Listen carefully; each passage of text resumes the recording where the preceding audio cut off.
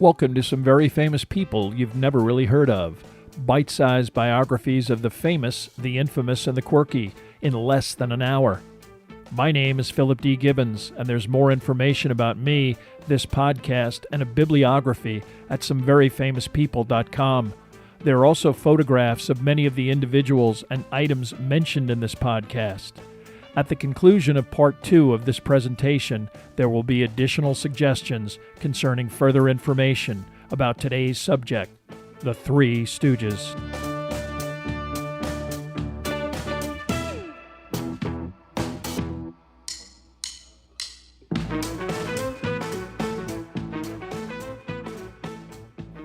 Now let's continue with our story about the Three Stooges.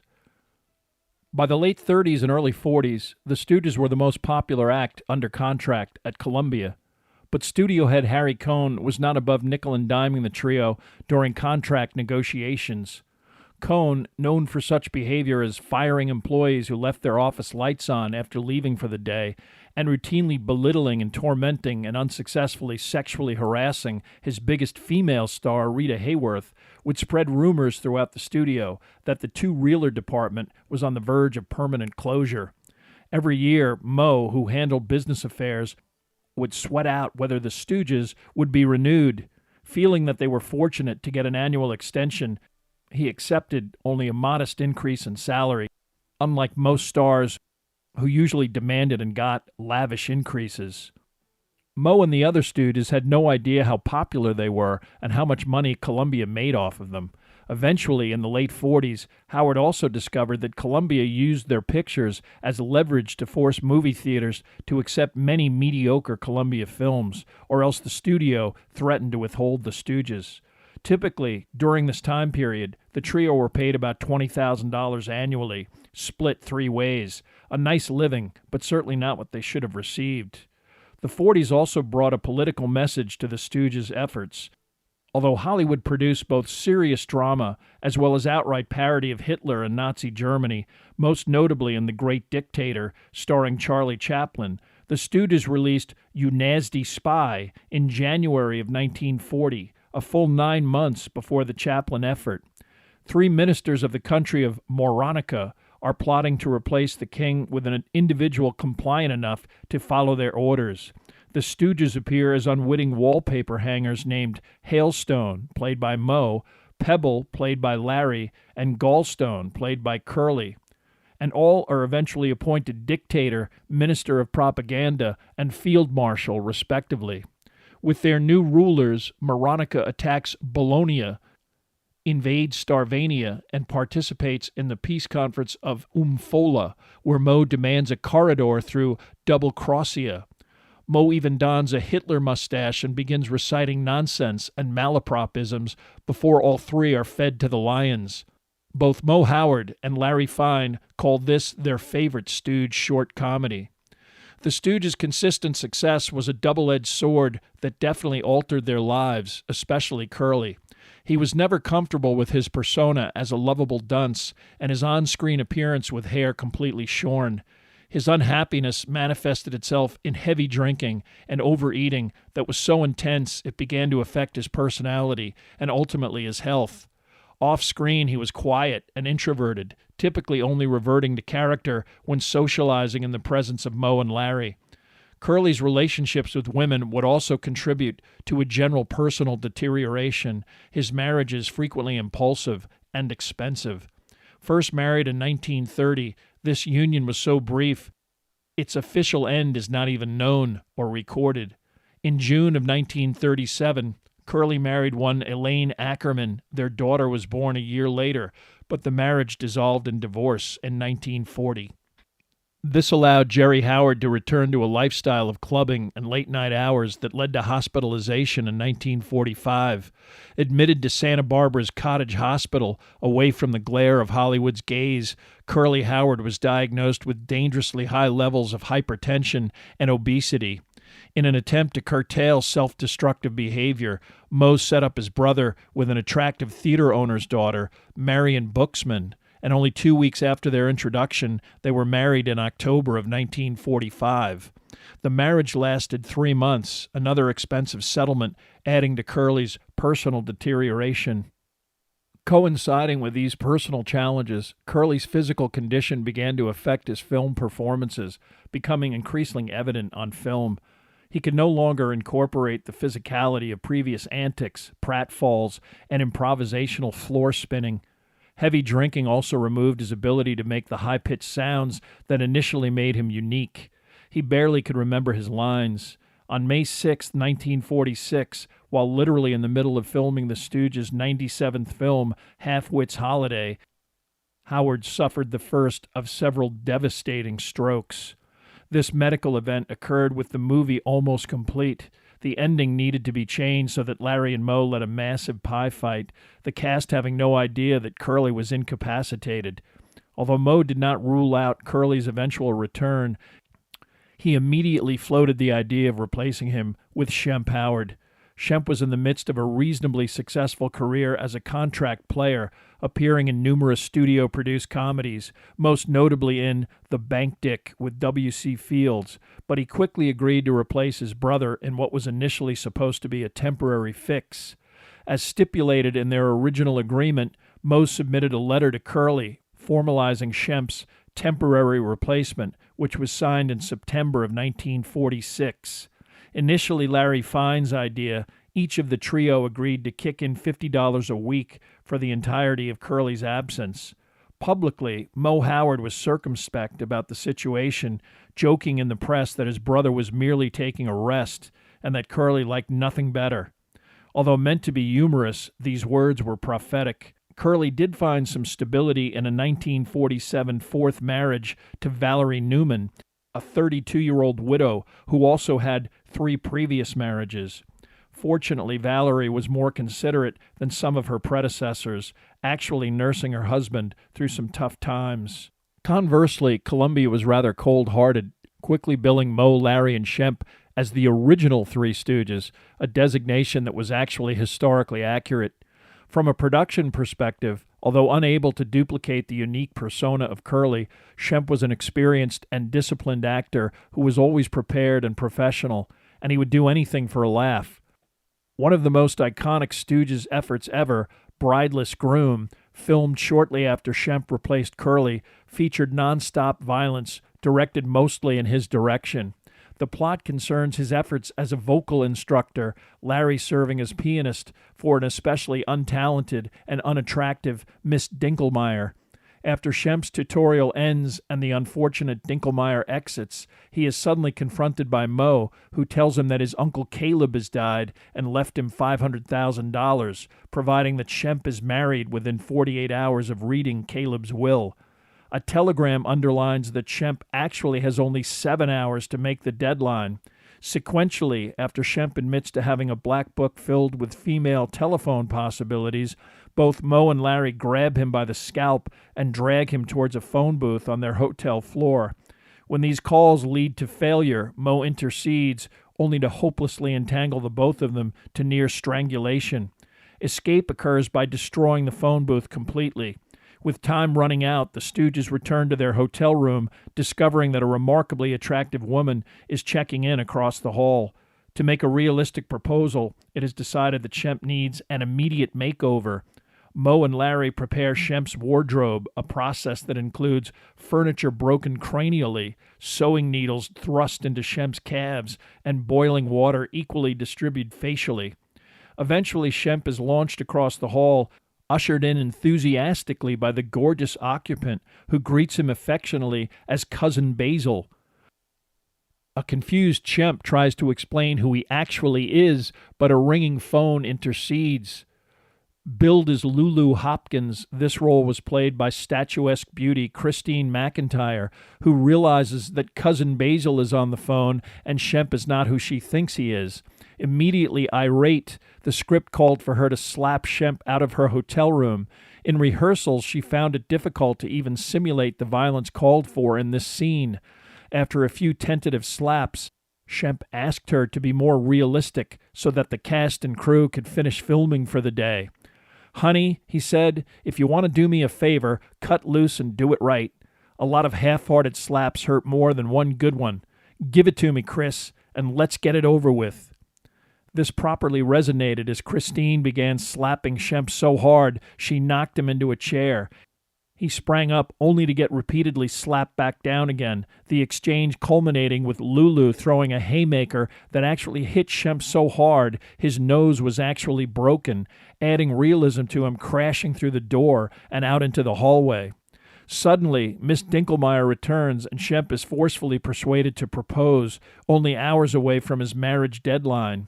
Appearing before a justice of the peace, Mo receives a phone call warning him that all of the women who Shemp phoned earlier have read in the newspapers about Shemp's potential inheritance. They are due to arrive at the justice's locale at any minute. When asked to produce the ring, Shemp manages to inadvertently toss it into the interior of a nearby piano. Predictably, before the jewelry is retrieved, the lid is repeatedly dropped on Shemp's head by an impatient Mo. Eventually, Shemp is propped up and ready to proceed. With an enthusiastic, "Join hands, you lovebirds," the JP prepares to begin the ceremony, only to be abruptly interrupted by 5 women who are now also intent on marrying Shemp. In the ensuing fracas, one especially aggressive female prevents the justice from continuing by slamming an occupied birdcage over his head, knocking him insensate. She then places Shemp's head in a vice, demanding that he marry her. With each refusal, she gleefully tightens the device, Shemp eventually reluctantly succumbing to her demands.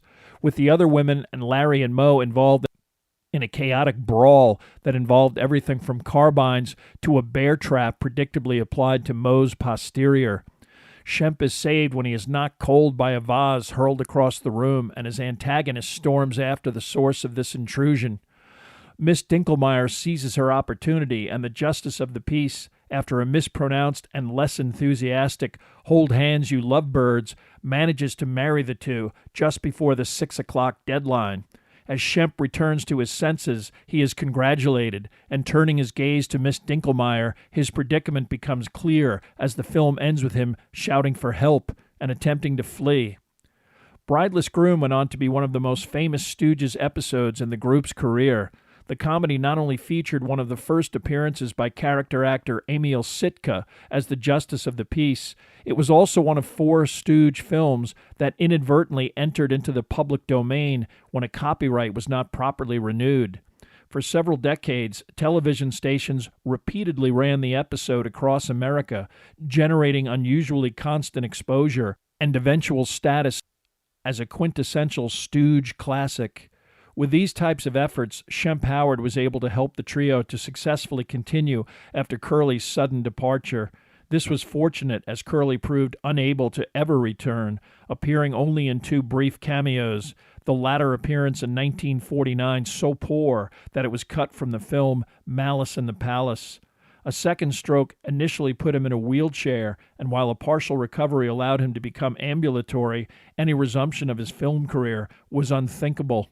His health continued to deteriorate, and institutionalization, first at the Motion Picture Hospital and then in a succession of nursing homes selected by Mo. On January 18, 1952, bedridden and no longer able to even speak, Jerome Curly Howard passed away at a local nursing home that sounded like a fictional setting in one of the Stooges' films, the Baldy View Sanitarium in San Gabriel, California. He was only 48 years old. Despite Curly's tragic end, the early 50s were a period of relative stability for Mo, Larry, and Shemp. They continued grinding out their contractually mandated 8 Columbia shorts each year that placed them among the most popular short comedy acts of the time period, also consistently receiving awards from motion picture exhibitor organizations which commemorated their popularity on an annual basis. Although their lifestyles were not as unstable as Curly's, the Stooges did lead relatively quirky existences.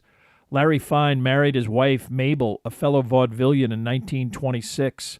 Because of their transient lifestyle and Mabel's disdain for housekeeping, they lived in hotels for several decades, first in Atlantic City and then the Knickerbocker Hotel in Central Hollywood. It was not until 1945 that Larry bought a large home in the Los Feliz section of Los Angeles. A profligate gambler and a soft touch who spent money as soon as he got it, Fine wisely left business affairs to Moe. Happy-go-lucky, he spent most of his time on the set organizing card games in between filming. After years of enduring the peaks and valleys of show business, Shemp Howard, most likely through necessity, also developed a happy-go-lucky approach to life. After he split from the Ted Healy Stooges in the early 30s, his existence pretty much depended on whether Universal picked up his annual contract playing dozens of character roles in B-movies until rejoining the Stooges in 1946. He and his wife Gertrude lived in nice, but certainly not opulent, surroundings in North Hollywood. Like most Americans in the 50s, he loved boxing and frequently attended matches across Los Angeles. Despite his on-screen persona as a physically harsh and frequently bumbling buffoon, off-screen Moe Howard was introverted, serious, and quite businesslike on the set, possibly because he felt the responsibility of making the decisions that guided the professional careers of the entire group. He did not share the financially carefree attitude of the others. He was deeply devoted to his wife and family, and was especially bothered by the travel and lengthy separations that were a part of the annual live show tours that became a major part of the Three Stooges' interaction with the public. Although they could never have predicted the eventual effect that television had on their legacy, unlike many film industry professionals, the Stooges also enthusiastically involved themselves with television, appearing on TV shows with pioneers like Milton Berle and Maury Amsterdam. They even filmed a television pilot in October of 1949, but when Columbia heard about it, the studio threatened to sue everybody involved and cancel their movie contract, which supposedly forbade such competition.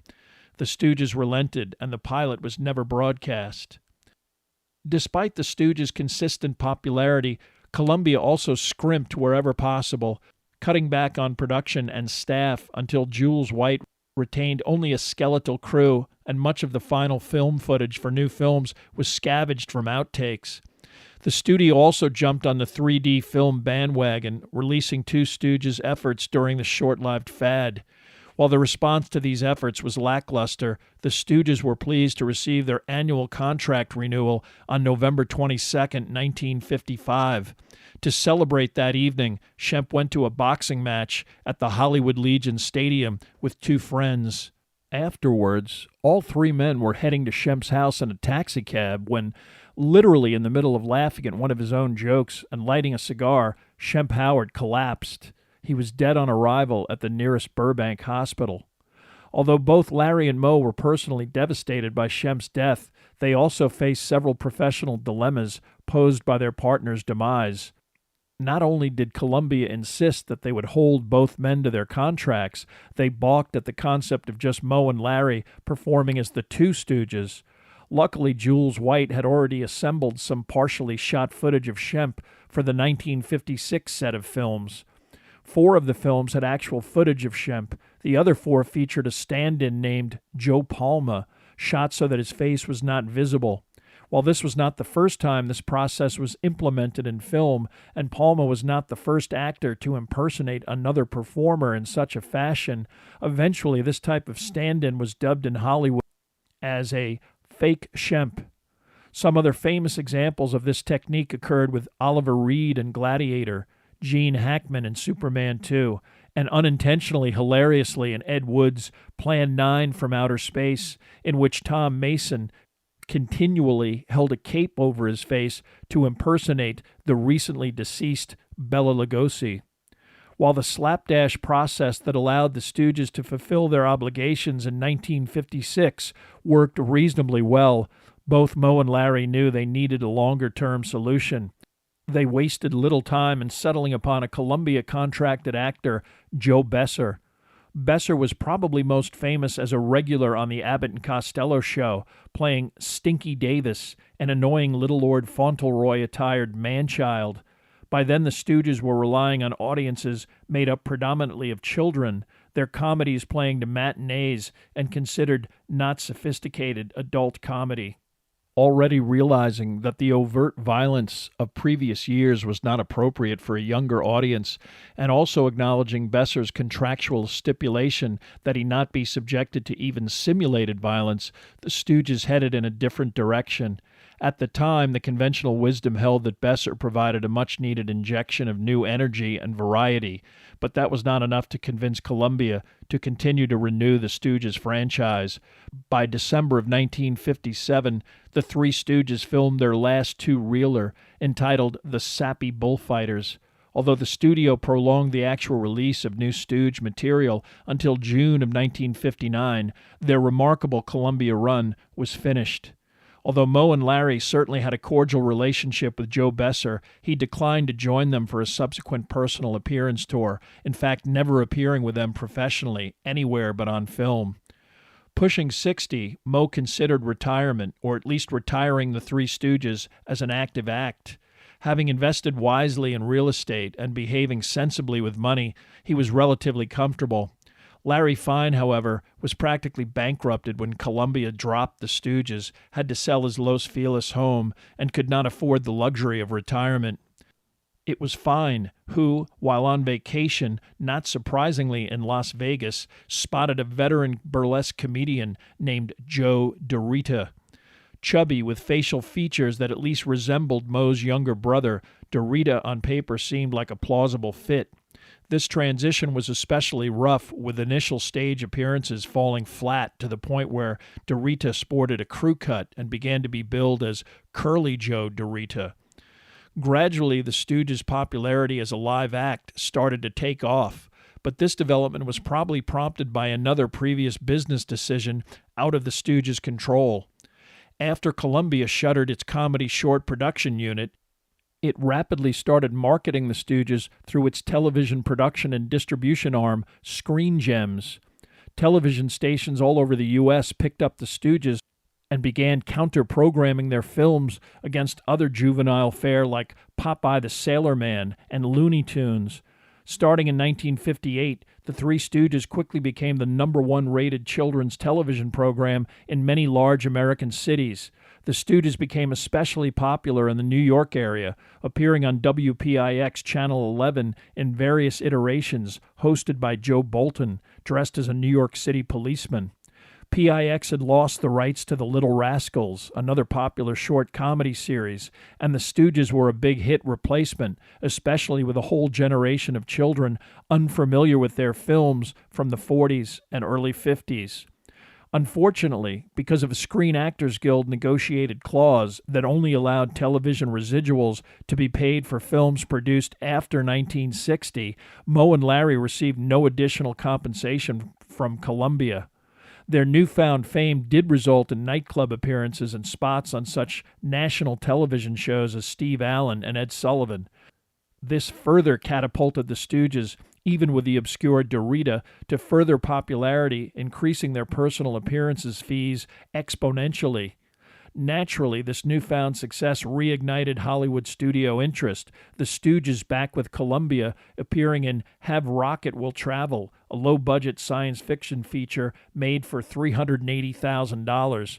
When the film grossed almost 10 times that amount, Columbia sensed a new franchise possibility.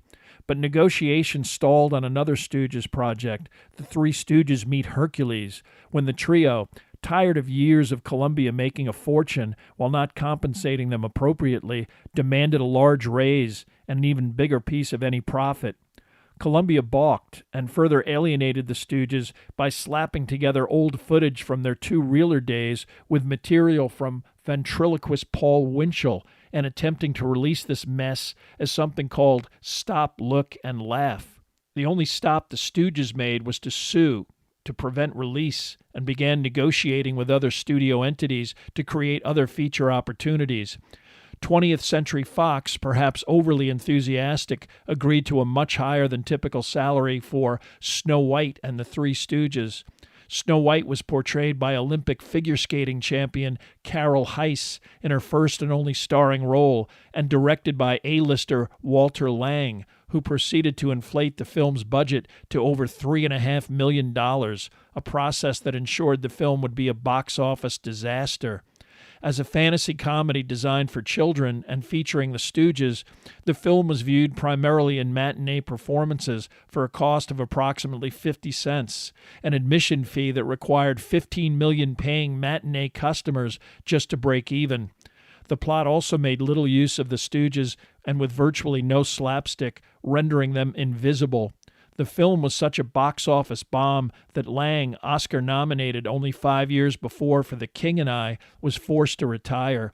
The only Stooge film not shot in black and white, it was especially disliked by Moe Howard, who referred to it as, quote, a technicolor mistake.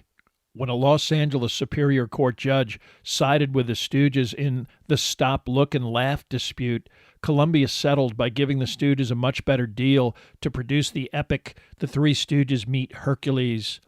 Columbia stuck to the low-budget formula, producing the film in 13 days for a cost of $450,000. It grossed $2 million, and another immediate Columbia feature was placed in production. The Three Stooges in Orbit ensued and had a similar success. Although Columbia threatened numerous additional attempts to film such direct as The Three Stooges Meet Pinocchio, The Three Stooges Meet Robin Hood, and even The Three Stooges Meet Captain Bligh, the Stooges would only appear in 2 more feature films.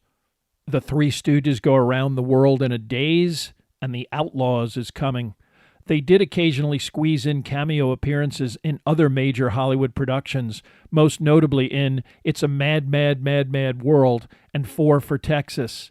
They also made numerous commercials, a completely profitable sideline never envisioned during their 2-reeler days. In 1970, while filming a feature and potential television pilot entitled Kooks Tour, Larry Fine suffered a massive stroke that shut down production and ended any chance of the Stooges returning to television. This was the latest and one of several efforts to get the Stooges back on the small screen, but none were successful. While attempts were made to keep the Three Stooges alive via Emil Sitka replacing Larry Fine, these also went nowhere. Hollywood had moved on to blockbuster franchises like James Bond and more sophisticated dramas, and suddenly the Stooges' modest profit formula, generated by a younger audience, had little industry appeal. Moe Howard became involved in various independent production ideas, but financing from independent producers fell through, and the major studios had zero interest. Even Larry Fine's death from another stroke on January 24, 1975, did not stop one final attempt to keep working. Actually agreeing to appear in an R-rated comedy, The Jet Set, the Moe Howard, Joe DeRita, and Emil Sitka iteration actually began seriously rehearsing.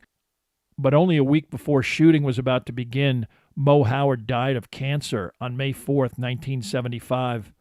Joe Besser and Joe DeRita died in 1988 and 1993, respectively, putting an end to an American comedic era. It would be hard to describe to someone unfamiliar with their work exactly what it was that the Three Stooges did on film. In fact, their appeal is certainly not universal, and even disdained by some as too violent, demeaning, or just idiotic. But their success continues, and they remain visible to a national U.S. audience on a daily basis, as well as an American institution. Moe Howard may have been prophetic when asked decades ago as to how long the Stooges could retain their popularity when he stated, "Forever is a long time, but with a little luck, we might just make it."